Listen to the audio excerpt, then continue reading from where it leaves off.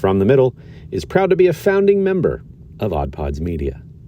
It's 270! And no, I'm not talking about Columbus's Outer Belt.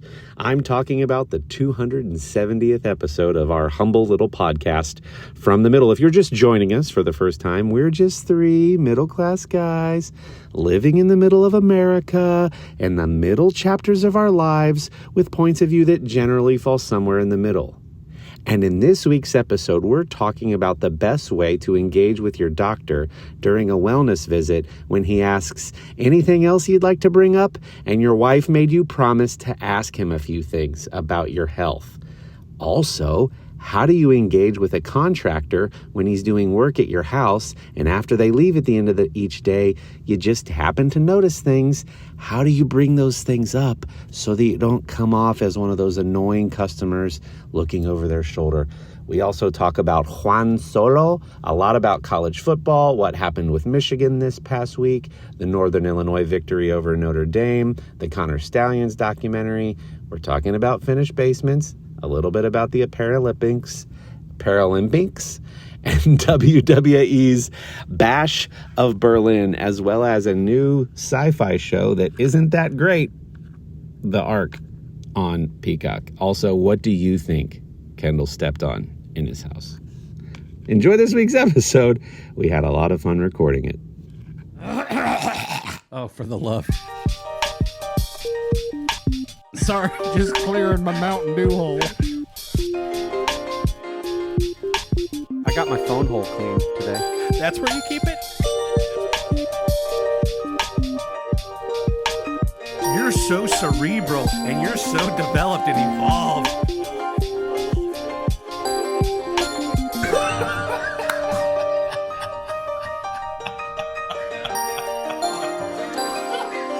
From the Middle after dark over here. Should I have a gray shirt on like Kory. I have my black hat turned around. We match. You sure do. It looks a little it looks good. It looks a little uncomfortable, looks a little tight. I feel like you need to loosen that thing up a little bit. Yeah. I like to put unnecessary pressure on my head. So and just like I screwed it up. Kory likes to put unnecessary pressure in his head. Good one. Speaking of gray shirts, you guys know my disdain for puns. Yes. But I saw this one at Chewy's tonight and couldn't resist. Juan Solo. It's Juan Solo. Oh, yes. I love it. That's very funny. Which means you like it too. Means I do. Do you think it's funny? I mean, yeah, the visual helps. Yeah. If you're not watching on YouTube, it's a Han Solo looking character, but he has a sombrero and a long mustache, Hulk Hogan style mustache, and he's holding, instead of blasters, peppers. I thought it was a banana. Chilies. Oh. As long as he's not in New Mexico, which I've recently learned, and dancing. And I think it's New Mexico. I'll have to look it up. It's illegal to dance while wearing a sombrero. That's no kind of fiesta. Yeah. It's one of those where I'd like to hear the story behind it. You wouldn't think it wouldn't be a cultural appropriation thing because it's New Mexico, right? There's a lot of Mexican Americans living in New Mexico. It's the New Mexico. It's the New Mexico after all. So, but apparently dancing, be wearing a sombrero is only for the old Mexico. You can only do that in old Mexico. It is banned in New Mexico. How you guys doing? Welcome to another week of From the Middle. Welcome to a second week of having merch at TeePublic that all of our listeners should go out and buy. We have 2 shirts available. We have the From the Middle logo on the front with I'm a Middler on the back. And then we have, based on a few episodes ago, the Underthinker in the Undertaker, one of our favorite WWE professional entertainment wrestler guys in his font, in the font of his logo, but it says Underthinker instead of Undertaker. Do you see what we did there? Based on a recommendation from our loyal middler, John. Hey, John, miss you, buddy. Hope you're well. So yeah, go buy yourself some merch. You can get those designs on not just shirts, but on stickers, magnets, flags, hoodies, mugs, hats, all kinds of things. And that would be cool for you to do that. Link on how to do that. Link to the store is in the description below, as well as in our LinkTree. What's going on with you guys? I got my shirts today, actually, that I ordered. I haven't washed them yet, so I can't wear them because I'm not a filthy, filthy boy. But once I do wash them, I would be happy to wear them. And I can show them on the YouTube channel. Yeah. I heard that when you order one of our shirts, you can eat off of it right out of the box. That's probably true. I'm just weird. So go ahead and order one to eat off of today. Do you guys, and have you ever, did it change when you got married? Wash your clothes before you wear them. I bought this 2 hours ago. Haven't washed it. Okay. Does your wife wash clothes like for the kids or for you or for herself? I think they wear them on the first go. Okay. I wash first. Wash first. Yeah. Is it, Kory, would that change for Goodwill fines? Yep. Absolutely. Garage sale fines. Yep. That was a quick and competent answer. Yep. I think that is the right answer. Absolutely. Well, my son spent some of his own money on some. No, you know what? I think we gave him a few bucks because he said there are some shirts at my friend's garage sale that I really like. One was like a cop dragging the Monopoly guy away, and it said "Game Over." And the other one was Pikachu, and then the other one was I think another video game reference. And he brought him home and put him on. And I was like, whoa. I know it's your friend and everything, but that's a garage sale find. And Sherry goes, I know that child's mom. And if I know that child's mom at all, she washed all those shirts before putting them out in her garage sale. Like, okay. There you go. But it still feels like you probably should from Goodwill in a garage. Yeah. Look at you kicking in for garage sale t-shirts. Spared no expense, you know? Hey, just call me Moneybags over here. Hey, son, tell you what, if you find any shirts you like at the neighbor's house, garage sales. Yeah, I see got if they you have some magic new water. shirts you can wear while I'm in Seattle. Expensive. And the cat's in the cradle and the silver spoon. Little boy boo and the man on the moon. Shibba-dee-ba-doo, skibba-dee-doo. Sound anyway, we'll probably get demonetized for that. We never were. Anyway, we're losing our minds. So I have a little life update, not to get too serious, but we joked a little bit about aging in the last episode. Kendall and I just turned 40. Yep. I really felt no sort of type of way about turning 40. Truly, I had no like, oh no, this milestone stigma. I'm getting old. I didn't. I really, truly don't feel any of that. Either that, or it's very repressed. Let me overthink that a little bit. No, but I really didn't feel any type of way. But I did like to joke about it. You know, turning 40. Day after my 40th birthday, the morning after, I wake up to a pain in my jaw that I've never experienced before. Like, I've never woke up with a sore jaw. And this morning I woke up with a really painful jaw. No jokes, please.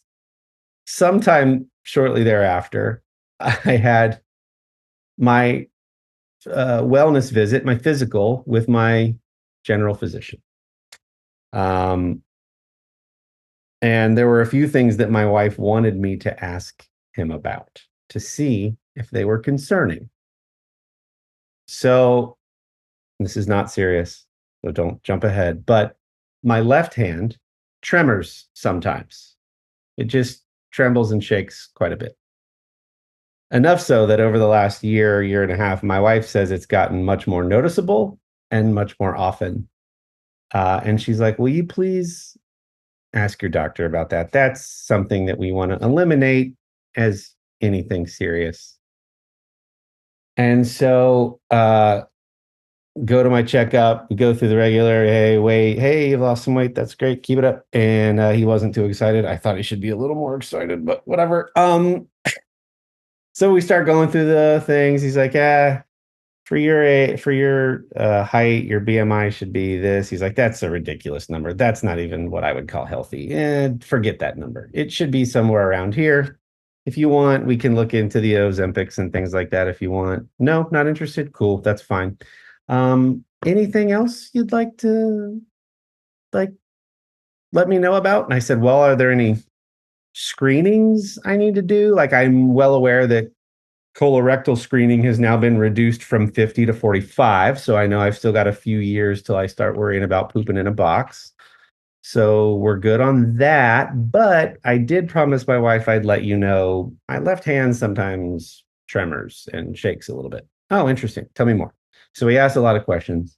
I answered those questions and he said, you know what? I'm very, very low level concerned based on what you've described. But if you'd like, I can refer you to a neurologist and you might go there and they say, what are you doing here? You just don't have a steady hand. But wouldn't you like to know rather than not know? So that's coming up in January because he wasn't concerned. That's the first that they could get me in Westerville. No big deal. But do you guys have any of those things where you're like, as we get older, things that you're like, maybe you're not even worried about them. You're just like, I should at least bring it up to see if it's something that I should be concerned about.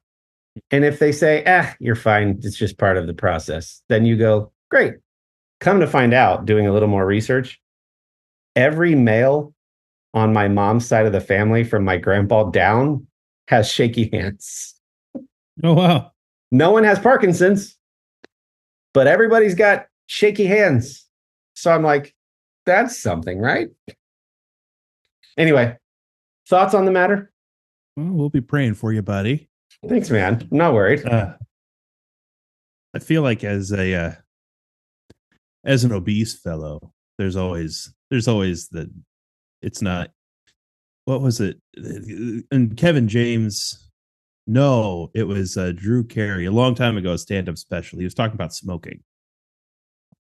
And he was talking about one of the many incidences where like he's smoking and somebody comes up and says, hey, you know, those things will kill you. And he's like, oh, no one ever told me.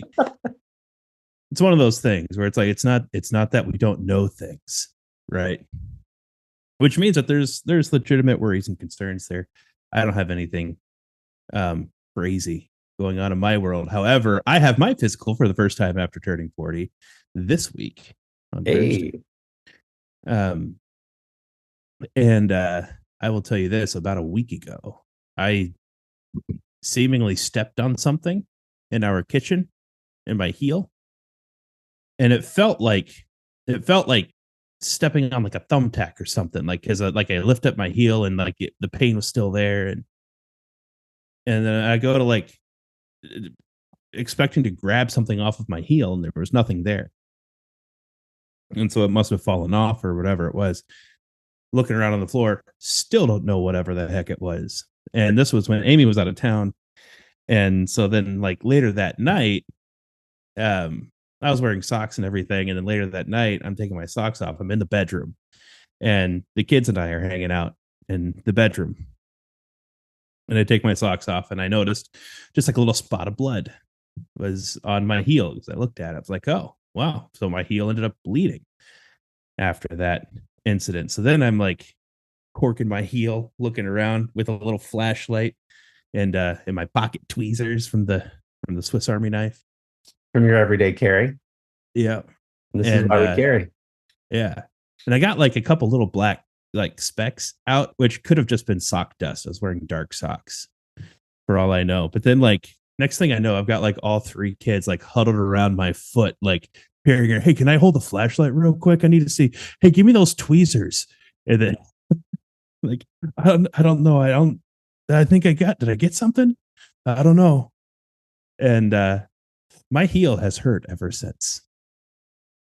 Still hurts to walk on it. Like I've been wearing slides in the house because it's far better to wear. If I'm wearing shoes or slides or slippers or anything like that on my feet, zero problems. The moment I'm going barefoot, it hurts in that spot. It's far less pain now than it was then. My wife thinks that I did step on something and like my heel must have swallowed it or something because I still can't explain why I couldn't find whatever it was I stepped on. And so she thinks that I have something stuck inside of my heel. You might be a big guy. You don't have fat heels, Kendall. Well, yeah, no, it's so I don't know. So that's one of those things where it's like when it comes time toward the end, is there anything else you want to talk about? I'm like, I'm going to basically have to tell him this story. And be I think I may have what stepped do on you something, think, sir? I think I may have stepped on something weird. No chance it was an insect of any kind? No. And no one's doing any metal fabrication in your house. So there's not like Right. very small metal shavings. Yeah. If you've ever worked in a metal shop, that's a thing. Yeah. All right. Well, we'll be praying for you, buddy. But yeah, I think it's fun to be authentic on this podcast and talk about the real life stuff. I think that's one of the charming things about our show.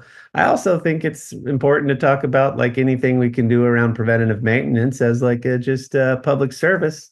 Like, hey, if you didn't know that the screening age changed from 50 to 45 on colorectal screening, now you do.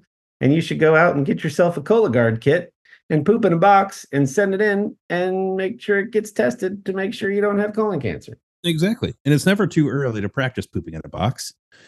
Yeah. And also, just general advice to go see a doctor. A lot of people our age don't see doctors on an annual basis, and you totally should because listen, you're getting to be 40, you're around that age when like you just start going on some of the universal medications that are out there, right? You got to check your blood pressure and your cholesterol, all those things. If you're overweight, there's a good chance that you need some of those medications possibly. I know that I am on a couple, I didn't see a physician my entire adult life until I got married and my wife started making me. So, same. Yeah. Dylan, thoughts on the matter? Yeah, I've been pooping in a box for years, for the record. Also, I'm surprised how often I get up and walk gingerly for the first dozen or so steps. And I never really know why. There doesn't seem to be a cause. Also, is there anything anywhere in between hard selling your doctor on why you're probably fine, but you just should bring it up versus the people who are like Googling every symptom and are convinced that they're dead? Is there anything in between those two extremes? Like, I'm literally only telling you this because my spouse wanted me to say that sometimes, but it's rarely a big deal and it doesn't cause anything and I'm totally fine and I can get back to normal with no problem. And it's never, is there anything in between those two options on the spectrum, or is it not a spectrum? It's just a light switch and you're either one or the other. No, I think some very helpful information that doctors could have. I had this conversation recently with a friend, relating it to cars, to car work, getting car work done. I worked for Firestone for a long time. And just recently, like I had to take my van in, our van in. It's not my van, it's the family van. I don't drive a minivan. The family drives a minivan. For a noise, a bearing-ish sounding issue. And so I took it into the dealer to have them look at it. And when I take a vehicle in for a noise, what is very helpful information to them is when I say, listen, I'm not worried about a noise being fixed. The noise is the thing that made me want to bring the van in to make sure that I'm not going to crash and die.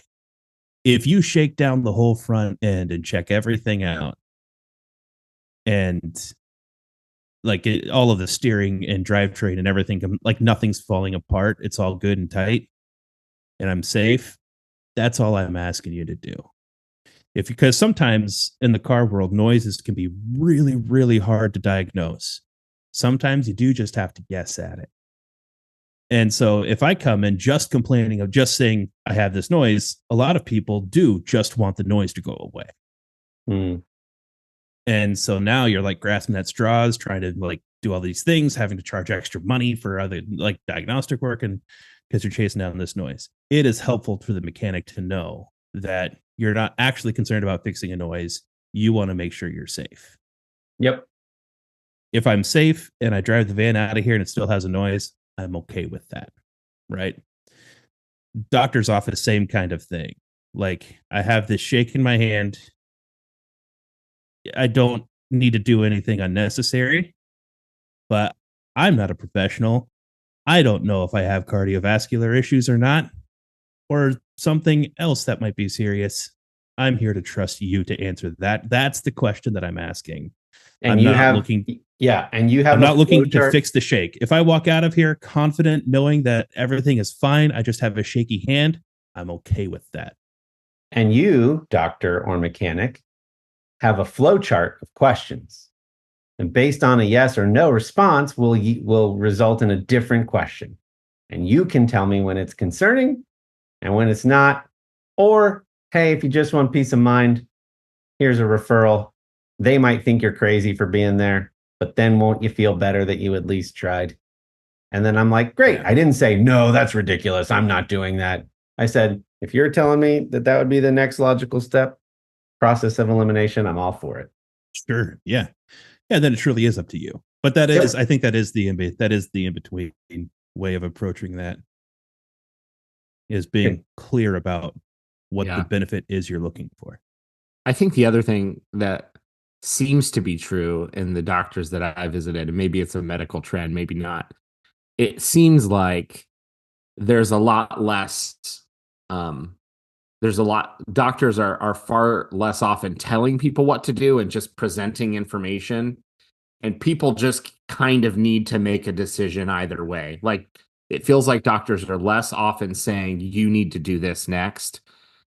If you want something, if you want a test, or if you're the hypochondriac Googling symptoms and you need, like, to your point, Kendall, if you need more, you need to ask for more. If you need to be I need the noise fixed on my car kind of person, it's like, I just need you to write me a referral to somebody, because I need to check that box and make sure.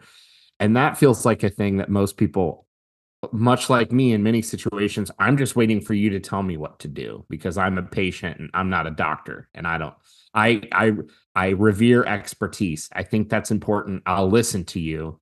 But if they're less likely to tell you what to do, sometimes you have to just say, I just need you. I think I need to be okay with this. So I need you to tell me either there's no reason to be concerned, or do something and point me to somebody. And then that's a great point. And I've noticed, and I've talked to multiple people about this who have said that their doctor, I mean, they could be morbidly obese with multiple compounding dangerous health factors and risks, and the doctor will still say, so what would you like to do? Right. Like a generation ago, it was, you need to do this, you need to do this, you need to do this. And now it's like, so what would you like to do? And we'll work backwards from what your goal is. And I'll come up with a plan to help you. Because what I know is that if you're not excited about the plan, you're not going to take anything I have to say as advice anyway.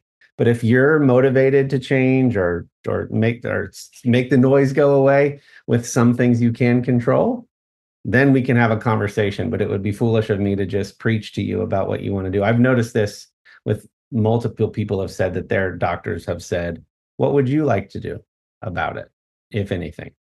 I think that's that trend. That's the way to go. Here's another interesting thing from the appointment. Before everything started, he goes, hey, do you care if AI records our conversation and types it out? And I said, not at all. As a guy who works for a tech company, I think that's very interesting. Can I see what it jots down, though? I'm just personally curious. I'm not concerned. So he flipped his little rolly monitor around at the end of our visit, and it had boiled the conversation down into just a couple bullet points. Each bullet was like a paragraph long, but it was like weight loss, tremor in hand, stepped on a weird black thing. It had captured the gist of the notes from our conversation. And I said, that's really interesting. How, though, does it know if I brought something up, let's say that I was joking about or like barely serious about, and you and I were just having a conversation? What if it took it down as one of the like points? And he thought I was worried about billing and like looking into any of these given issues. And I go, no. You're just curious about the technology. Just the technology, and then like what next steps it would recommend if you and I joked about pooping in a box or something. I don't want it to think I go around that I've, and he's like, no. It's like problem. He's like, I still do a final pass, no pun intended. And I still do a final pass, and I can like eliminate anything that it didn't understand the context for. So I thought that was interesting. So hold on. Are you saying you're such an overthinker, you're worried what AI thinks of you? Is that? No. Also, if you're like, no, I'm not worried about billing. I just saved a bunch of money on t-shirts. I kid. Not a problem. Not worried about the bill. Not a problem at all. Spare no expense. No, I'm interested in the technology, how it's able to discern things that were mentioned in passing and things that we like dwelled on that I came in for this purpose. Kory's up at night wondering what AI thinks about him is what I'm hearing. Maybe it can't. And this is just one of the examples. I'm tired of AI coming in and threatening the jobs of all of the doctor's office stenographers out there. Yeah. Who will think about the stenographers? Yeah. I mean, Debbie, who always sits in the corner in Dr. Stathulis's office where I go on Thursday, like, I'm going to be sad if she's not there. I'm just waiting for AI to do taxes for people. It takes one nerd making a free AI app that does your taxes. That's all. Upload the document, scan it, filled out, submit What if you talk to yourself while you're waiting on the doctor? Is the AI catching all that? So I was going to give you that tip. That just happened to somebody I know, not with AI, but the doctor had asked permission to use, like, I think it's called Dragon or whatever the talk to text medical app is. It's like a dictation app. And they didn't realize that they had set the phone down and left. And then the comment that they were concerned about, it started as a compliment. They said, I really like him. He seems nice. And then it shifted to, he really needs new shoes, though. They're so worn out. And they were concerned that I'm like, it likely was taken down as a note. So it is what it is. Maybe get him a Foot Locker gift card. I don't know that there's any coming back from it, but that's the thing. So be aware. You should be asked for permission by a doctor. Don't forget that they've asked permission for AI or some kind of dictation software. You're making fun of doctor's appointment stenographers. You guys realize I'm basically a business meeting stenographer. So, well, but you're not governed by HIPAA laws. True. Yeah. That feels like a great time to take a break and hear some words, AI generated words from some of our friends in Odd Pods Media. No, our friends are real friends. No, they're not. Oh, really? We interrupt this program to bring you a news flash. Michael Jackson's ghost seen at a Yankees game. Cinnamon Toast Crunch, now with a shrimp in every bite. Lil Uzi Vert's head diamond has been sold on the dark web. Stories like this and more can be found at the Ever Trending Story, a podcast where we peruse the news and write a fun fictional story for you. Find us wherever you download podcasts and follow us on the socials at Ever Trending Pod, and we are proud members of the Odd Pods Media Network. Wow, what a great ad. You know, those people aren't talking about protected health information on their ads. None of that nonsense. Yeah. Only the best for that. What else is going on, guys? Football's happening. We could say that Football. for streaming if we want to, but I'm down in football land. Michigan didn't surprise me. Michigan didn't surprise anybody. They don't have a guy who throws the ball, and it's hard to win football games if you don't have a guy who can throw a ball, as it turns out. So that's that. And Michigan had like about a dozen or so really great offensive linemen that for about 4 years were dominating the line of scrimmage in pretty much every game they were in. But now like that has been now 100% turned over and not replaced. And head coach is gone, coaching staff followed him to the NFL for the most part. And no one had the wherewithal to think about, hey, maybe we should jump into that old transfer portal before it's too late to snag a top-notch quarterback, since all of the talent out there is going to know that like we're going to need a guy. And that never happened. It was too late by the time anybody thought about it. So Yeah, that is going to be Michigan's year in a nutshell. But happy for Texas. I'm a Longhorn fan now. yeah. For the rest of the season. There's a couple teams, Texas and Oregon, for whatever reason, have always just kind of naturally rooted for those two. Both of them for the same kind of reason. Like I've seen them like almost there, like they should have, could have, and then something happens, and I'm just waiting. I'm waiting for Oregon to win the championship. I'm waiting for Texas to win a championship. So there's that. But the NFL started on Sunday, and the Detroit Lions they're looking quite legit. Quite legit. All the talking heads were saying, hey, if you liked the Lions last year when they surprised everybody, here's what they did in the offseason. You're going to like them even more. And holy cow, they came out on Sunday Night Football. So national broadcast in front of everybody against their old quarterback, Matthew Stafford, and Jared Goff's old team. And man, they took care of business. And the game went to overtime, but it was, especially that overtime period, man, that was something to behold, to see. It's one of those things where it's like the Lions don't do this, but they did it. Browns fans know exactly what I'm talking about. We're gonna Lions this up somehow. We're not the ones who go. We don't win the coin toss in overtime, and then even if we do, we don't just like put the ball on the ground 5 times and score a touchdown in overtime to win the game. That's not a Lions thing. It's a Lions thing now, and it's fun to see. So I'm excited for the pro stuff, and it's a retool time for the Michigan stuff.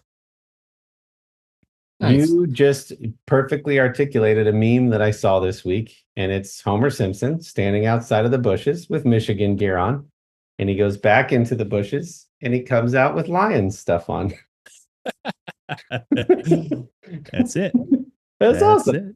I will say, in defense of Michigan, which I don't think I've ever said, Sherry and I started the Connor Stallions documentary on Netflix. And it was really interesting to finally hear his point of view on the whole thing. And it feels very honest for him to be like, all these coaching staffs knew that this was what I did and this was my special skill, and that I was just literally every team watches video to try to discern other teams' calls. I was just like, and he's not being hyper defensive. He's just saying like, I was literally hired in the first place to do this as a known thing. Does he touch on the in-person scouting thing?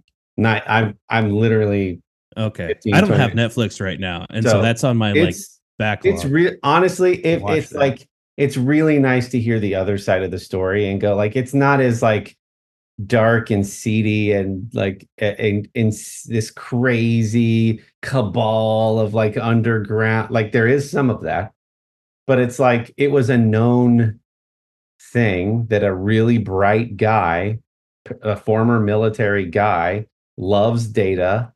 He built this whole live interactive map of the United States and where every draft pick has come from in the last, I forget how many years.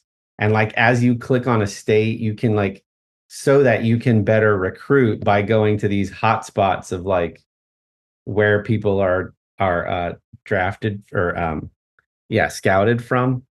And he's just like one of those beautiful mind kind of mathematic guys that just like, I'm doing everything by the book. I'm just putting it all together in a way that people have a problem with. And then I'm sure it's going to get, again, I haven't watched the whole thing yet, as it gets into the now I'm paying other people to go to, that's where it, because he goes down through the rules of what is allowed and what isn't allowed. And it's those last couple that are like, some gray area. Anyway, it's worth watching.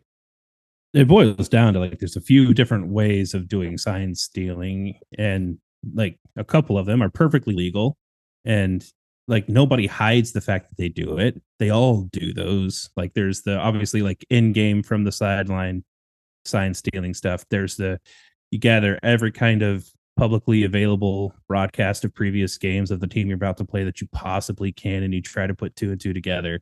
There's that. Everybody does that. And then there's we're going to go to games that aren't ours with binoculars or iPhones and try to steal signs that way from the stands. And that is something that's been outlawed for a while in college football. Professional sports do that, but college football is not allowed to do that. And that's obviously the thing that Connor Stallings got nailed for. Right. Is that one. But it's really good, and he's not as out there and crazy, and they kept talking about his manifesto and all this stuff. It's just like basically just all his thoughts and like all the data he's pulled and things that he finds personally interesting and ways to leverage that in his coaching career. So crazy that the media made something sound a lot worse or much more crazy than it was. Well, we live in a particular box where it was a little crazier than other boxes. Sure. Yeah. But Dylan, college football, I know you have thoughts. Well, I should start by saying congratulations to Northern Illinois on beating Notre Dame. And most of the preseason rankings don't really mean much, to be clear, but still beating a number 5 ranked Notre Dame at Notre Dame. It's the best. I think it's their first top 10 win ever. The head coach used to play running back for Northern Illinois. And what an incredible win. And it came down to the last few plays, right? That's exactly the kind of thing that you want to see in college. And I'm not just saying this because I'm trying to sound smart. As they were interviewing the coach, I was thinking, this is kind of important with all the NIL discussion and all the money is going to go to the big schools and they're going to get the best recruits and whatever. This feels like kind of an important thing to happen to show kids that hey, it's at the end of the day, you can have all the money, but those upsets are still going to happen. Yes, going to play at Miami, Florida, or going to play for, USC in Southern California still has broad appeal. If you can make a bunch of money and be in a really pretty place, that has a lot of value because only a tiny fraction of college players are going to ever make it to the NFL. So if you can make bank in college and be popular and get paid and be in a cool spot, I get it. But it's still cool to see some of those glory moments of the underdog MAC team. And Northern Illinois is usually pretty good in the MAC, but a MAC team beating Notre Dame at Notre Dame and having the best win in program history is still really freaking cool. And then the coach made a comment about how big of a deal it is with all this stuff going on. It was kind of like he had probably already had the thought, and then I had it, and then he said it, and I'm like, yeah, he said the thing that so it was kind of cool. But congratulations to Northern Illinois. As far as Michigan, can't fault you for losing to Texas. It's not like it was, losing to Northern Illinois. I have to say that I chuckled. I was happy to see Notre Dame lose. And that's not me throwing shade at Northern Illinois as much as you just kind of got to win those, right? Like, if you're going to pay somebody $1.5 to $2 million to show up at your stadium and it's supposed to be a cupcake game, you just kind of got to win those so you can make it. But Notre Dame gets the bias they always get, and they're still ranked in the top 10 in the AP poll after they lost to Northern Illinois. So I guess it doesn't really matter, but you're supposed to win those. I can't fault. You know what else doesn't really matter? The AP poll. AP poll, it doesn't So really matter. there's No, that but too.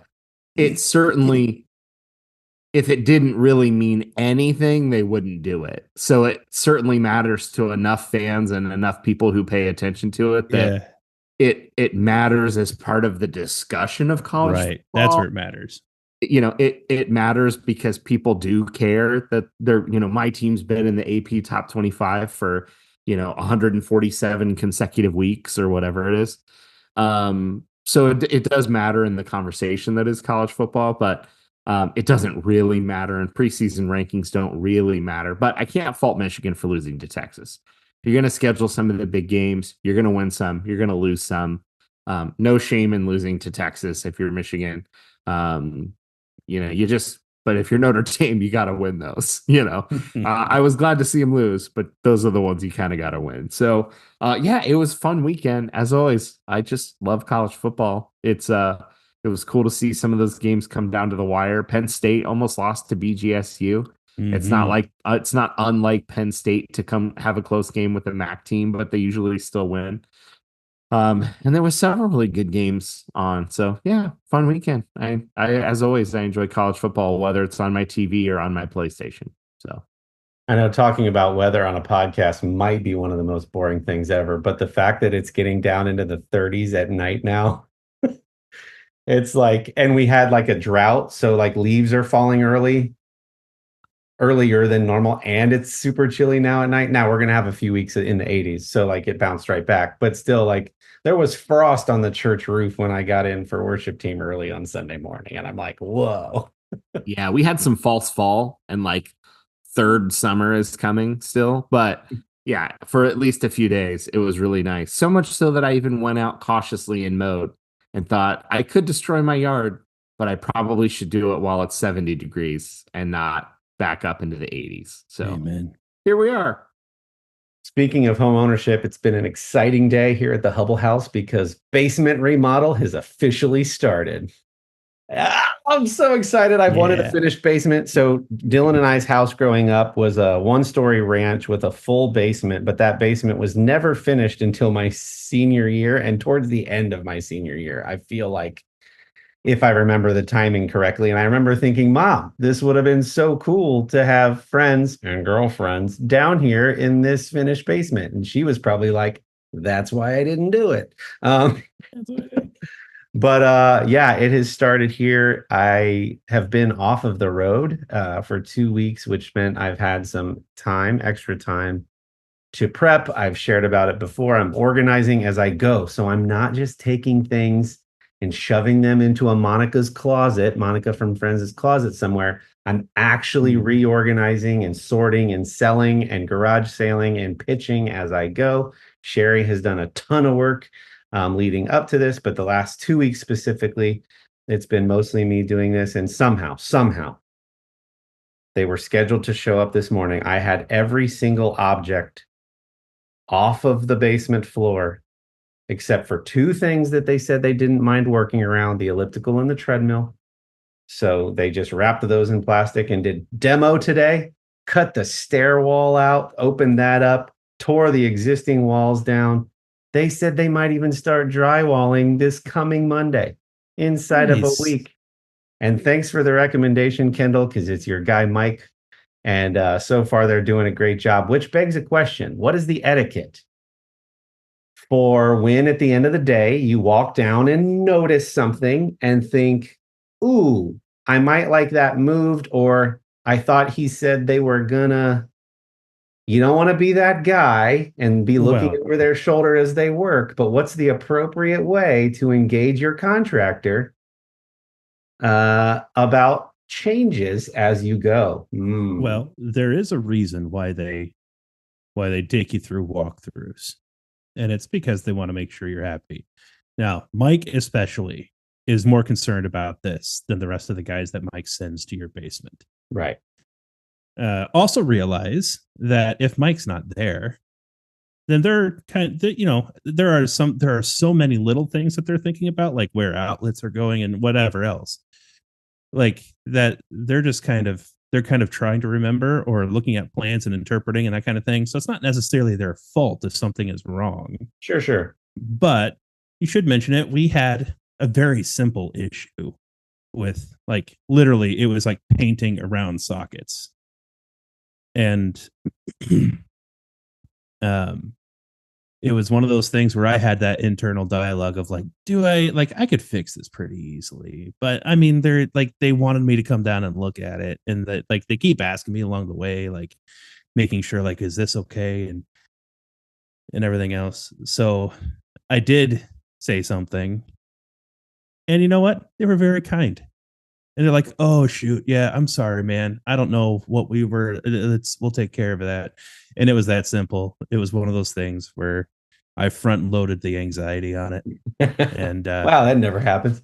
The whole crew is great. So it's Doug, Matt, Haley, and Mike, all four here today for demo.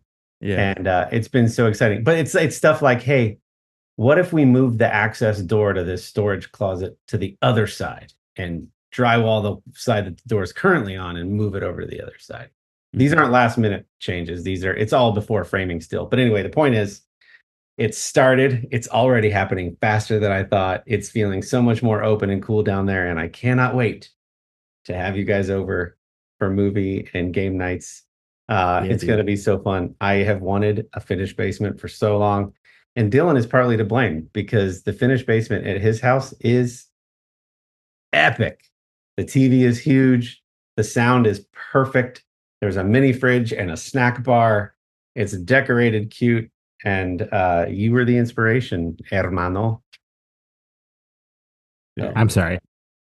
So I'm very excited. So sorry. Yeah, finished basements are fun. I know they don't do that in all parts of the U.S. finished basements, or basements at all. I think basements in Texas are like more the exception than they are the rule. I've heard. Yeah, you don't really want basements anywhere that hurricanes are regular, typically. That could be a big mess. But it's like, hey, basically double your square footage. Okay.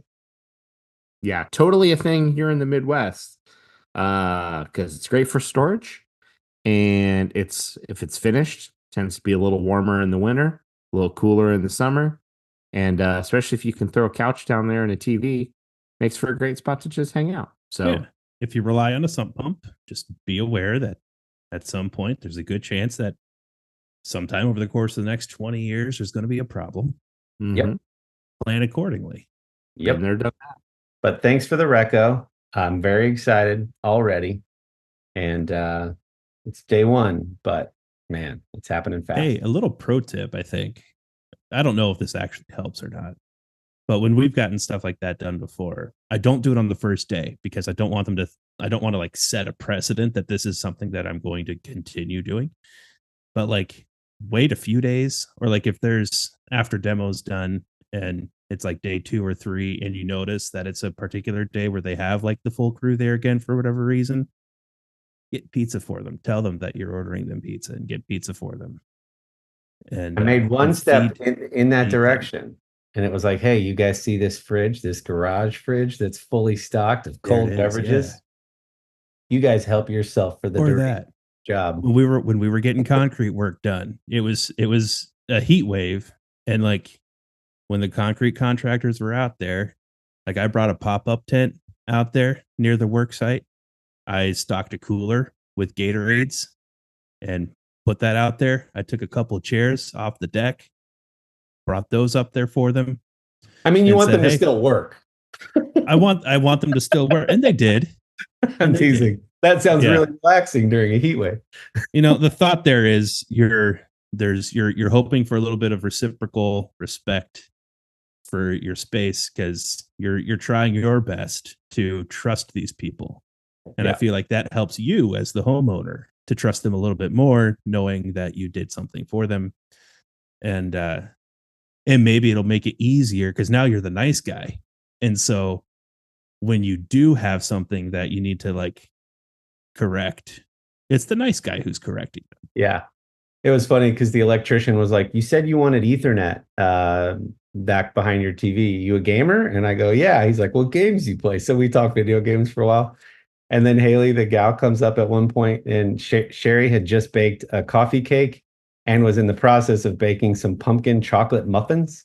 And Haley goes, your wife can't be cooking like this every day, because the smell was amazing. So, of course, Chloe writes a little note. Sherry has Chloe write a little note, and we left 4 pumpkin chocolate muffins out for them That's for all you need to tomorrow. do. Yeah. I'll be on a flight tomorrow, so they'll come in when we're away. But like, I'm so excited. You don't want to try too hard. You don't want to be a try hard. But you want to set the precedent that, hey, we're cool folks here. So like maybe when I ask you to do that one extra little thing, that's not why I'm doing it. Yeah, I'm a real guy just like you. Look at my hat's backwards.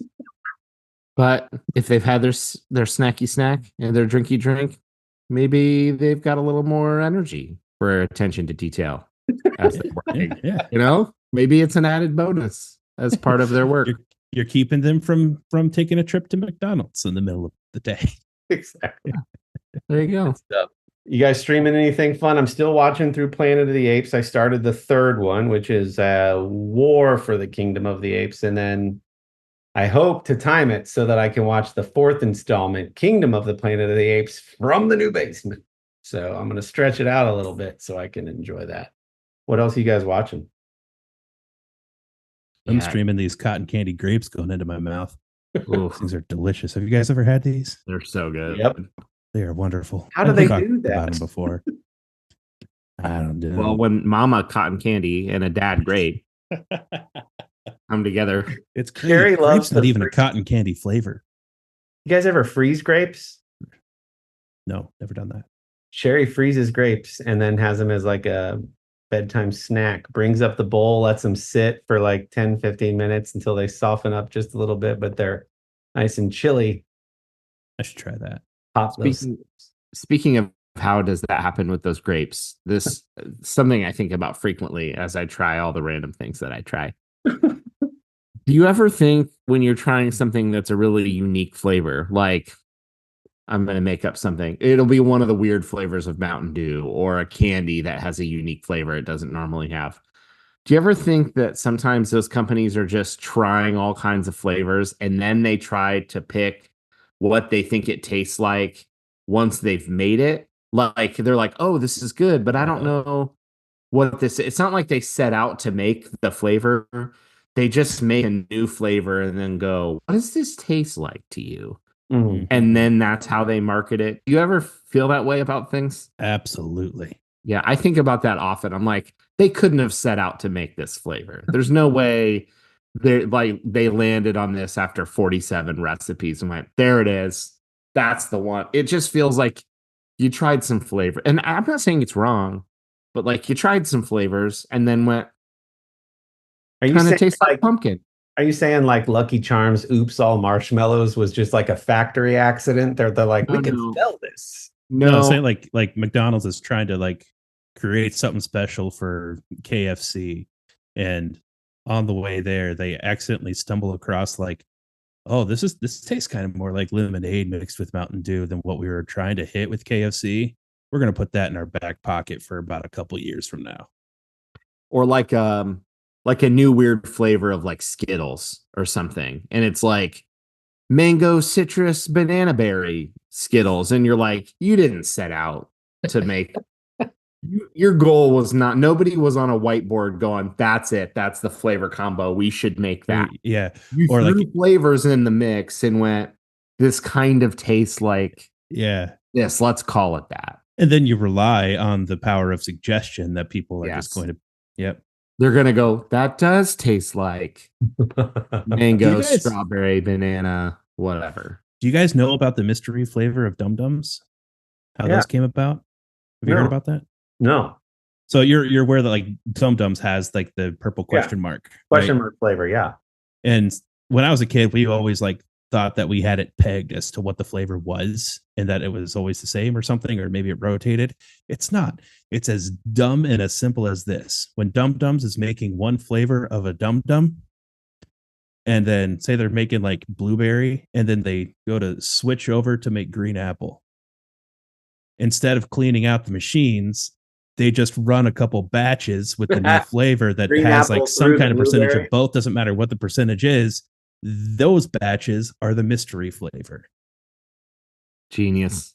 It is genius. They're saving a ton of money on maintenance and cleaning by just releasing mystery flavors. And just, Hey, Carl, listen, there's no point in like sanitizing all that. Just run green apple through the same blueberry thing. It'll be fine. We'll just put a question mark label on it. You know what has the same energy as that? I only wore this shirt once. It's probably fine to wear again. If I just hang it up, I don't have to wash it and fold it. That has the same kind of energy as that decision. Sure. I don't want to go through the hassle of cleaning it. So it's probably fine to just wear again. Absolutely. So anyway, I'm sorry, I derailed us off the streaming. That's okay. Sports. I've been watching sports. Here's a public service announcement that no one will need. Disney Movie Insiders is closing the program. And the reason that that's important is if you had been like kind of consuming and buying some Disney stuff, you got points. The points can be redeemed for things. I saw the program was ending in the next couple months. I think I had enough points to get like 5 or 6 Blu-ray movies. And some of them just started showing up at my house. So I got like Doctor Strange Multiverse of Madness. I got a 2-pack of Hocus Pocus and Nightmare Before Christmas. And they have some DVDs too, but like I got all Blu-ray with digital copies. So that's going to be fun. I just got like a half a dozen free movies from Disney Movie Insiders. Haven't watched them yet, but that's there. We've also been watching some Paralympics, which has been really interesting. Just seeing all the ways people that have different sort of accommodations to play these still compete against one another and are so good at it. It's incredible. It's been really, really interesting to watch. So nothing crazy past that, but some Paralympics, lots of college football, and hopefully some more movies soon once Disney Movie Insider ships me all my stuff. I like the Paralympics as well. I watched a couple of events for them. Watched a guy without arms just like killing it in swimming against other Paralympics, but Paralympics who had arms. And the dude was like, it made me cringe. He has to headbutt the wall to activate the sensor. I saw it, man. Yeah. You're not laughing at them, but you're just so taken aback by how surprised you had never had to think about what the solution would be for somebody with that particular handicap. And so when they do it, you're almost like shocked. What you do? You're like I guess that. How else would you do it? He has trained to somehow do that safely. Yeah. You know how many para breakdancers were better than Raygun? All of them. Every single one. I jokes are going over my head, and I'm picturing Weebles getting knocked over. But no, the Paralympics, I'm glad. I feel like every Olympic cycle, the Paralympics get a little bit more and more attention, which I appreciate. And I think it's because there's actual hunger out there. Like people do want to watch some Paralympic stuff because a lot of it is good competition and inspiring. And I started to learn this year about like some of the politics behind Paralympics, and there's like a little bit of like infighting that you can read about with like this guy was dominating in track and field, but there was some debate over whether or not, because when they classify Paralympics, they have like I don't know what to call them, levels or whatever. Like you have this level of disability, and so we have like that group of people vying for a gold medal, and then there's like a different kind of disability group, and they like this guy was possibly too high up or no, too low, like he should have been bumped up to the next level, but like there's fighting about that kind of thing. Not that fighting is good, but it shows you that like this is legit competition. It's not Make-A-Wish stuff. Like this is good sports. Yeah. I like it. I appreciate it. And anything else on your streaming, Dylan? Nopers. Nopers. I got into Bash of Berlin with WWE, which has been fun. Surprisingly, less lackluster, I feel, than some of the previous PPLs that I have seen, which is fine. There's still been some excitement. And then, boy, now I forget the name of it. I started a series on Peacock.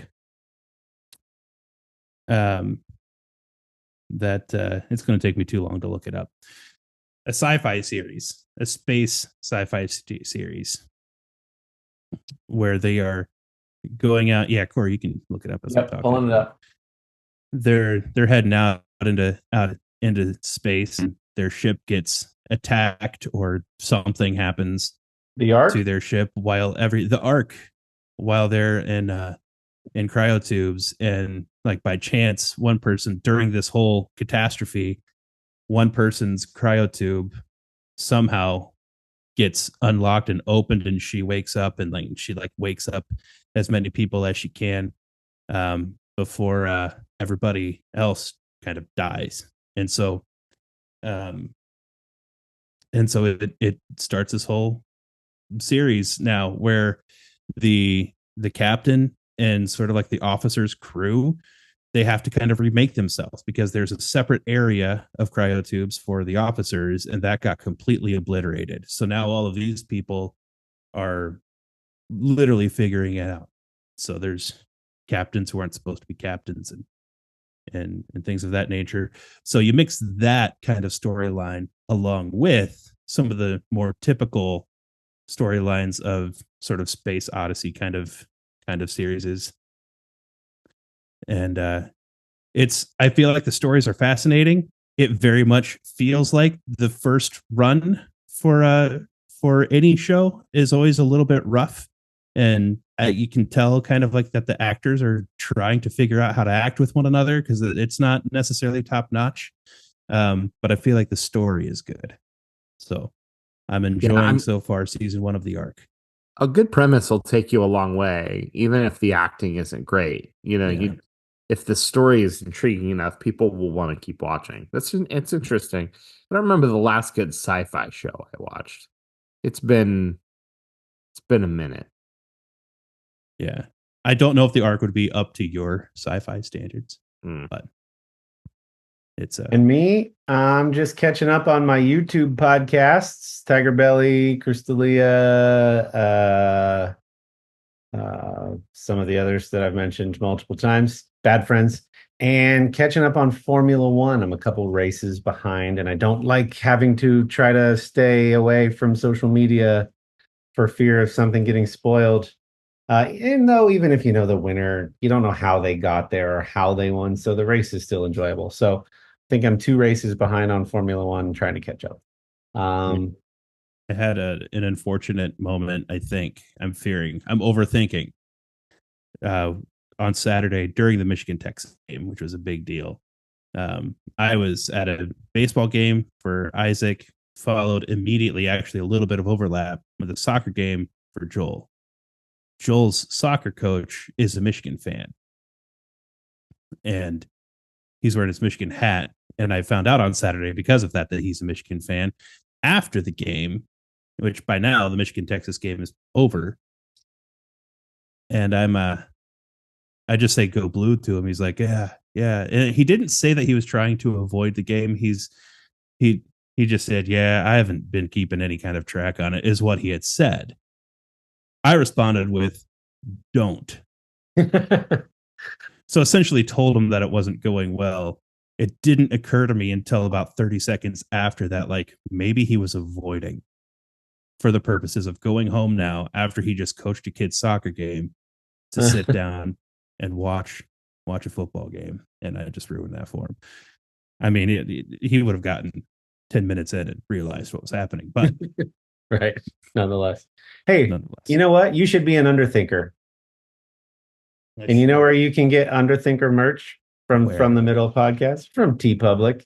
And the link on how to do that is in the description below, as well as on our LinkTree. And while you're at it, go fill your cart over at Artius Man if you want amazing men's grooming products.